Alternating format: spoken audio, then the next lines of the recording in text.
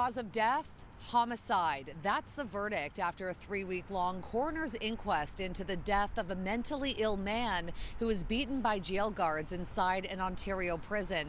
This is a big development in the case and something the family calls a stepping stone to justice. I want to say to him, I'm sorry, but here you go, bro. Here you go.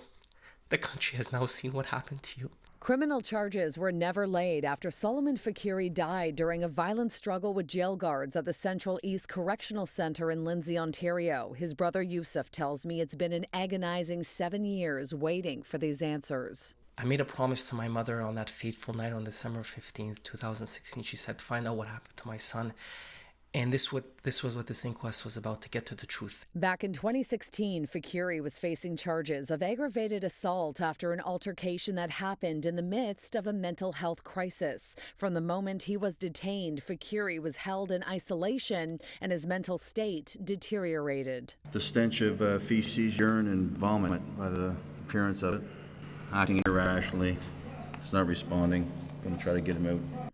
Faqiri, who had been diagnosed with schizophrenia disorder, spent 11 days in prison. During that time, he never saw a doctor and was awaiting a mental health assessment when he died in his jail cell. The facts speak for themselves. 60 policy breaches, 50 bruises, legs and hands were tied, pepper sprayed twice, and still no accountability, no criminal accountability. The initial autopsy report listed Faqiri's cause of death as unascertained, but upon further investigation, Ontario's chief forensic pathologist determined it was a perfect storm of injuries, health conditions, and violent restraint that ended Faqiri's life that day. Even though the jury has deemed this a homicide, criminal charges are not automatic. The OPP is not obligated to reopen the case, but can choose to do so, something the Faqiri family is calling for. No charges. It's a question that Canadians should ask. Why didn't the police press charges?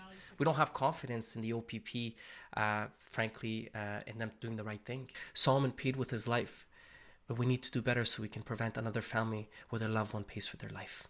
The jury also came back with 57 recommendations directed at the Ontario government. They include a provincial watchdog to oversee the correctional system, along with many measures to ensure that if an inmate is undergoing a mental health crisis, they're taken to hospital immediately, they receive treatment, and are never placed in isolation.